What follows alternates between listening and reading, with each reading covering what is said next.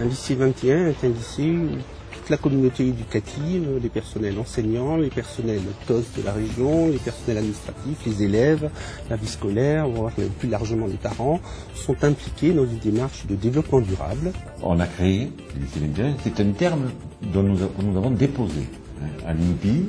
Il n'y a que nous qui avons des lycées qui s'appellent lycée 21, 21e siècle, agenda 21. On a démarré avec 8 lycées, aujourd'hui il y a 50 lycées qui ont engagé des actions éducatives sur le développement durable et qui sont soutenus et financés par la région dans ce domaine très particulier. Dans chaque lycée 21, nous avons un conseil 21 qui comporte non seulement la présence des élèves, mais aussi du personnel du lycée, mais aussi des parents d'élèves et aussi des entreprises qui sont autour du lycée pour faire quelque chose d'entièrement ouvert. Donc la démocratie participative, effectivement, c'est quelque chose d'essentiel puisque pour que la démarche de développement durable soit intégrée, il faut que tout citoyen puisse y participer. Et donc il faut leur apprendre à débattre de ces questions-là, à choisir des orientations et à mettre en œuvre ensuite des programmes.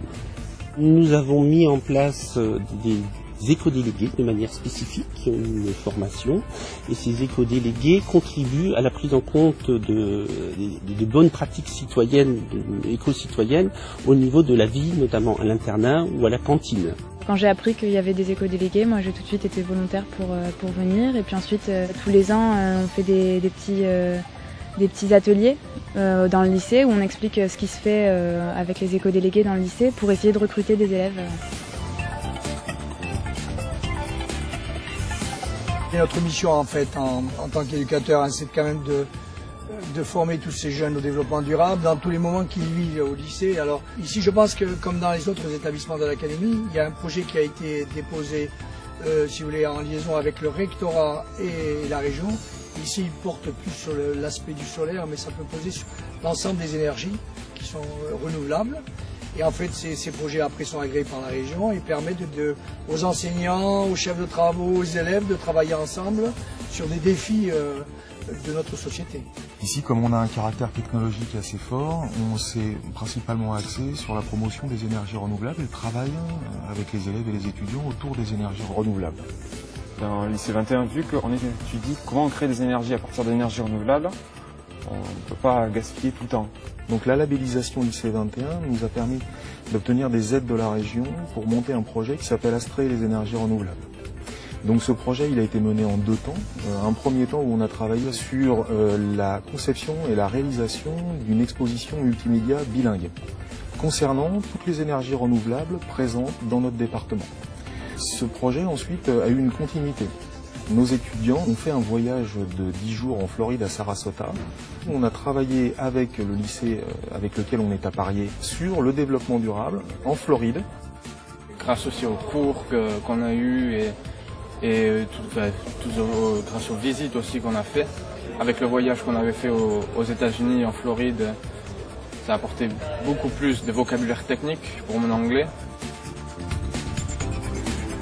Nous apprenons à nos jeunes BTS à maîtriser l'eau et donc ce concept de maîtrise de l'eau a donné lieu à des actions lycée 21 sur 3 niveaux, des économies d'eau d'irrigation, de recherche de fuite dans l'établissement et de revaloriser l'eau du robinet qui est une eau aussi bien potable que celle des bouteilles. Ça fait aussi moins de plastique, donc on rejoint bien des enjeux du développement durable.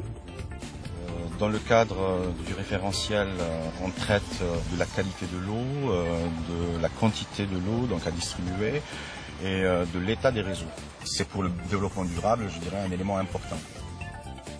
Alors je pense qu'il est important de préserver cette ressource naturelle qui est l'eau. Et avec toutes les fuites qu'il y a sur les réseaux, c'est une perte économique et environnementale en même temps.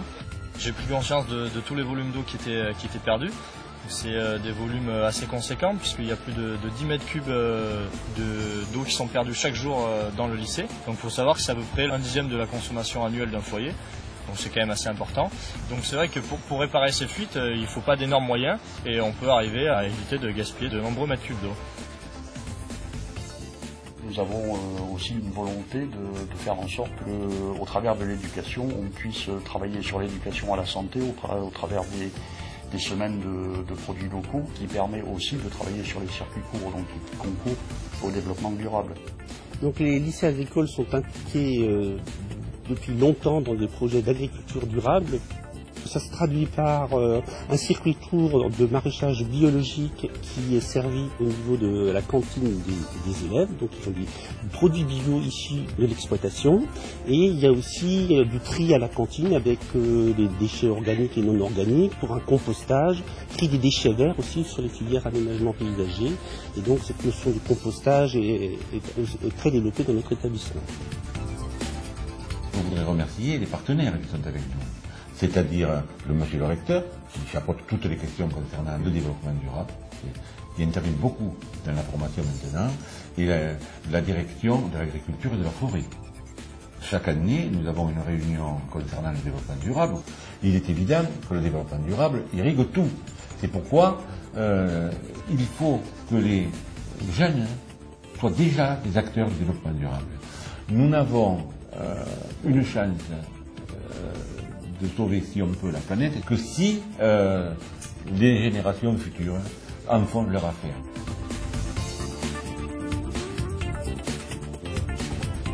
On essaie de sensibiliser de plus en plus, par exemple, les jeunes de l'économie d'énergie dans la classe, pour être très clair, l'électricité, le chauffage, tout ce que l'on veut, tous ces problèmes du quotidien. En sortant de ce voyage et de cet échange culturel avec les étudiants de Floride, nos étudiants étaient beaucoup plus ouverts sur le monde et notamment avaient découvert un autre pays et une autre culture. Nous avons aussi des missions d'animation du territoire, de place des acteurs dans le territoire et donc aussi le rôle social, qui est un autre pilier du développement durable, fait partie de notre savoir-faire historique. Nous avons des enseignants d'éducation socioculturelle.